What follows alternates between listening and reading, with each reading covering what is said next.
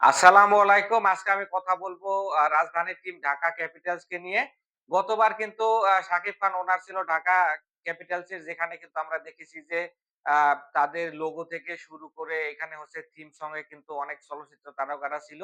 আ মাঠের বাইরে অনেক ঢাকঢোল থাকলেও কিন্তু মাঠের ক্রিকেটে একদমই ঢাকা টিমটা কিন্তু ওইভাবে সফল হতে পারেনি। ১ম ৪-৫ টা ম্যাচ কিন্তু তারা হেরে গিয়েছিল।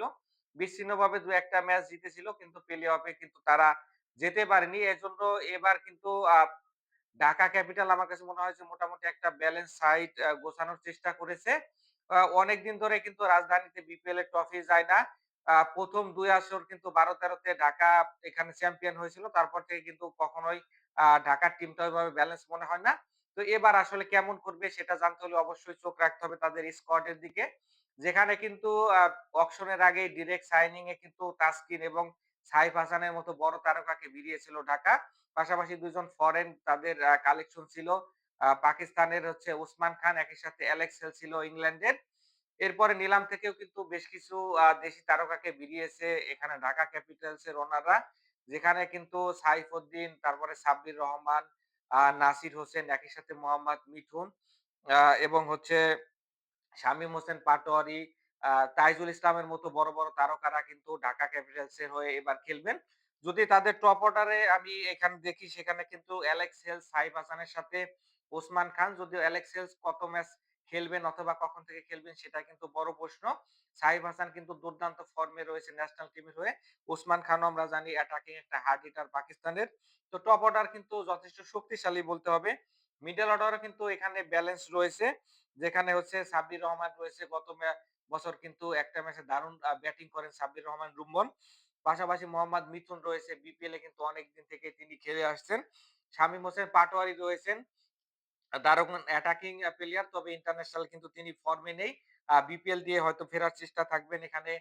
দাসুন সানাকা রয়েছে। আমরা জানি তার ডেভাস্টেটিং আ আ ব্যাটসম্যান, তিনি যেকোনো বোলিং অ্যাটাককে কিন্তু ধসিয়ে দিতে পারেন। পাশাপাশি সাইফউদ্দিনও রয়েছে। এ কয়েক ম্যাচ আগে কিন্তু এখানে আয়ারল্যান্ডের বিপক্ষে আমরা যেটা সিরিজ জিতেছি, ওখানে সাইফুদ্দিন কিন্তু ৭ বলে ১৭ রানের একটা ক্যামিও খেলেছেন। তো সাইফুদ্দিন ব্যাটিংটাও কিন্তু এখানে আ চোখে পড়ার মতো হতে পারে। পাশাপাশি ইরফান শুক্কুর রয়েছে। ঘরোয়া ক্রিকেটে কিন্তু রেগুলার একটা মুখ। বলার অবশ্যই তাসকিন আহমেদ রয়েছে। গত বছর কিন্তু ঢাকা টিমটা ভালো করতে না পারলেও তাসকিন আহমেদ কিন্তু সেরা ছন্দে ছিলেন। তো তাসকিন আহমেদের দিক কিন্তু এবারও নজর থাকবে ঢাকার আ ক্রাউডদের। পাশাপাশি মোহাম্মদ সাইফুদ্দিন রয়েছেন। একই সাথে দেশি মারুফ মির্জার মতো ইয়াং স্টার রয়েছে, তোফায়েল রয়েছে। স্পিন ডিপার্টমেন্টে তাইজুল রয়েছে। তবে আমার কাছে মনে হয় ঢাকা টিমের দুর্বলতা হচ্ছে বোলিং। টপ অর্ডার এবং মিডল অর্ডার ফিনিশার ভালো শক্তিশালী হলেও বোলিং এ কিন্তু বেশ কিছু ল্যাকিং এর জায়গা আছে। যদি আমরা এখানে পেস বোলিং দেখি, তাসকিন আহমেদ রয়েছে। সাইফুদ্দিন কিন্তু ওইভাবে খুব একটা ভালো বোলিং এ ফর্মে নেই। ব্যাকআপ কিন্তু এখানে বলার নেই, তোফাইল এবং মারুফ মির্জা থাকলেও তারা কিন্তু ওইভাবে বিপিএল এর এক্সপেরিয়েন্স না। ফরেন কিন্তু কোনো পেস বোলার নেয়নি এখন পর্যন্ত ঢাকা। পাশাপাশি স্পিন ডিপার্টমেন্টে কিন্তু হিউজ একটা ল্যাকিংস রয়েছে। শুধুমাত্র তাইজুল ইসলাম রয়েছে। পাশাপাশি কিন্তু অন্য কোনো ভালো স্পিনার নেই। এখানে রিস্ট স্পিনার অথবা লেগ স্পিনার কিন্তু অন্যান্য দলে রয়েছে।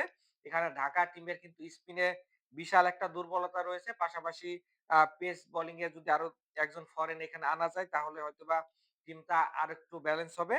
তো আশা করব ঢাকা যেই টিমটা গড়েছে এই টিমটা কিন্তু অবশ্যই প্লে অফে খেলার মতো টিম। এখন দেখা যাক মাঠের খেলা গড়ালে ঢাকা আসলে এবার বিপিএল এ কতটুকু কি করতে পারে। সকলকে শুভকামনা জানিয়ে আজকের মতো এখানেই শেষ করছি। বিপিএল এর অন্য দলগুলোর ধারাবাহিক বিশ্লেষণ পাওয়ার জন্য লোকাল এক্সপার্ট চ্যানেলটাকে এখনো যারা সাবস্ক্রাইব করেনি তারা সাবস্ক্রাইব করে আমার পাশেই থাকুন। আল্লাহ হাফেজ।